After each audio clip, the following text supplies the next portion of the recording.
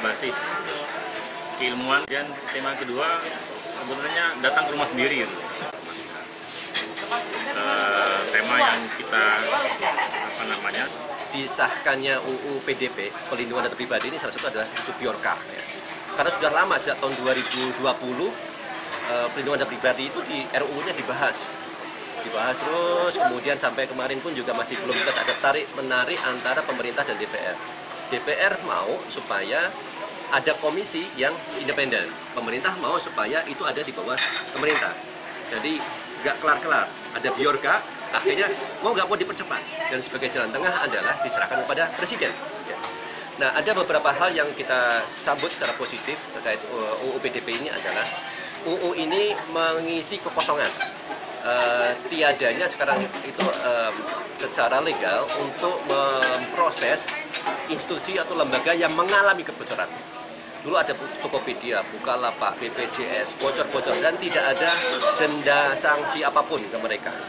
Padahal mereka tuh menyimpan data pribadi kita yang luar biasa. Dengan UU PDP ini, mereka nggak bisa lagi seperti itu.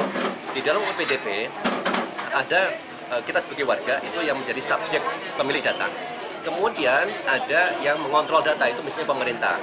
Ada juga yang memproses data, itu bisa lembaga swasta atau apa yang mengumpulkan data itu. Dan mereka semua bisa kena. UU PDP ini paling tidak memberikan kepastian kita sebagai warga negara bisa menuntut nantinya. Kalau kita ada bocor nih data di perbankan, kita bisa nuntut di bank. Kalau misalnya kita masuk di gedung, ya mereka kadang minta data kita kan, kumpulin data itu, dikumpulin apa foto kita, kemudian selfie atau SIM atau KTP, itu pengumpulan data. Dan kalau saat itu bocor, mereka bisa kita tuntut.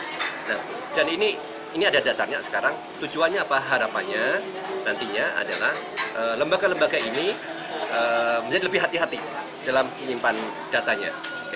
Tapi ada masalah. Masalahnya tidak imbang. Banyak kebocoran data terjadi di pemerintah juga, dan itu tidak ada sanksinya.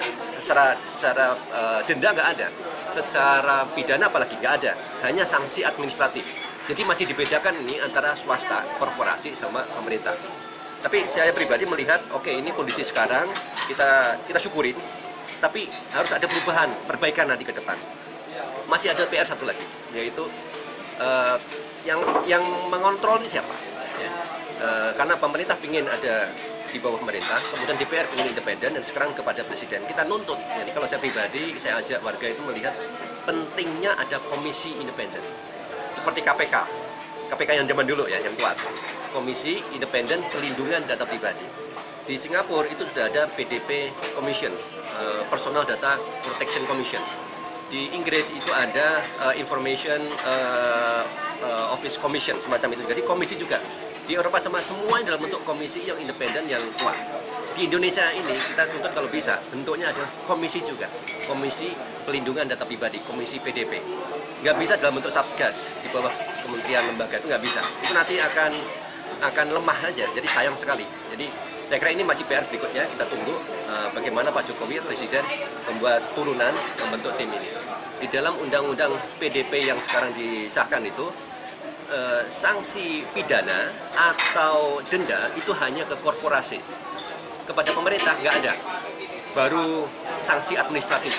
Ini salah satu yang menjadi catatan kita ketika kita minta supaya ada perbaikan ya sebelum disahkan. Tapi karena sudah disahkan dulu ya nggak apa-apa. Sementara tapi ini ada catatan yang harus kita perjuangkan. Undang-undang nggak bisa statis ya, harus ada perbaikan terus. Sama kayak di Singapura, mereka bikin Personal Data Protection Act, ya semacam undang-undang itu juga, dan itu diperbaiki terus. Ya, dendanya dulu nggak banyak, sekarang dendanya naik. Di Eropa nggak peduli itu pemerintah atau swasta, semuanya didenda.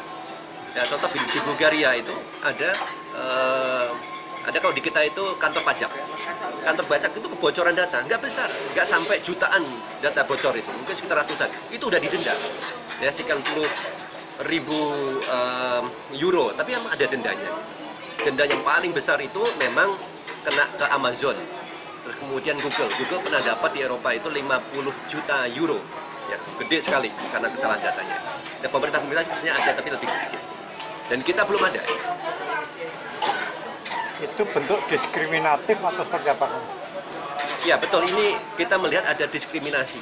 Diskriminasi dalam penegakan hukum terutama terkait dengan pelindungan data pribadi, kenapa dibedakan antara pemerintah dan swasta? Sama-sama kita ngumpulin data. Tokopedia, Bukalapak nanti bisa kena tuh, tapi BPJS ketika bocor nggak kena nanti. Ini kan nggak bisa begitu. Jadi lembaga-lembaga pemerintah mereka bisa ngumpulin, tetapi tuntutannya kan hanya administratif, bisa jadi membuat apa? Kurang serius. Makanya ini yang kita khawatirkan, menyebabkan karena kurang kuatnya sanksi, sehingga kurang serius lembaga pemerintah dalam melindungi data pribadi kita.